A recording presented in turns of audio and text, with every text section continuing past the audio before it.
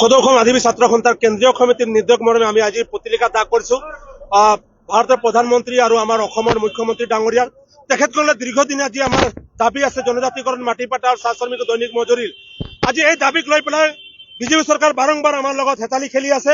আমাক প্ৰতিশ্ৰুতিৰ ওপৰত প্ৰতিশ্ৰুতি দি গৈ আছে, কিন্তু আমাৰ যিবিলাক অধিকাৰ আছে এই অধিকাৰৰ পৰা বঞ্চিত কৰি ৰাখিছে। এটা কথা স্পষ্ট যে আমি ভিক বিচৰা নাই। জনজাতিকৰণ, মাটি পাট্টা, চাহ শ্ৰমিক দৈনিক মজুৰি আমি ভিক বিচৰা নাই। আমি ভিক্ষা খুজিব যোৱা নাই বিজেপি চৰকাৰৰ ওচৰত, আমাৰ অধিকাৰ বিচাৰিছো।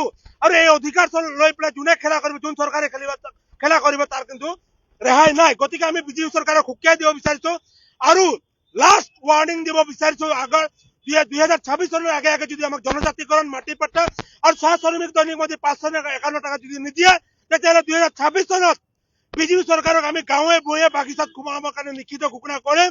আৰু ঘোষণা অলৰেডি আমি কৰিছো যে আজিৰ পৰা বিজেপিৰ যিকোনো পাৰ্টি নেতাই যদি বাগানত যাব বা বস্তিত যাব, তেতিয়াহ'লে তেখেতসকলে আগত এনচাৰ দিব লাগিব যে আজি 10টা বছৰে আমাৰ জনজাতিকৰণৰ কাম নহল, মাটি পাট্টা দিয়া নহল, চাহ শ্ৰমিক দৈনিক মজুৰি 551 টকা এতিয়ালৈকে প্ৰদান কৰা নহল।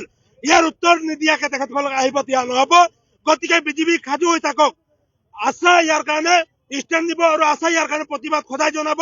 আৰু 2026 চনত বিজেপিক যে বিদায় দিম ইয়াৰ কাৰণে খাটাং আমি হৈছো, আমি ৰেডি হৈছো ইতিমধ্যে। কাৰণ আমি 10টা বছৰ, কেন্দ্ৰত 15টা বছৰ চলিব গৈ আছে, অসমত 10টা বছৰ বিজেপি চৰকাৰ চলি আছে, অকল প্ৰতিশ্ৰুতি নামত প্ৰতিশ্ৰুতি দি আছে। গতিকে এইবাৰ বেকু বাহনা নহব।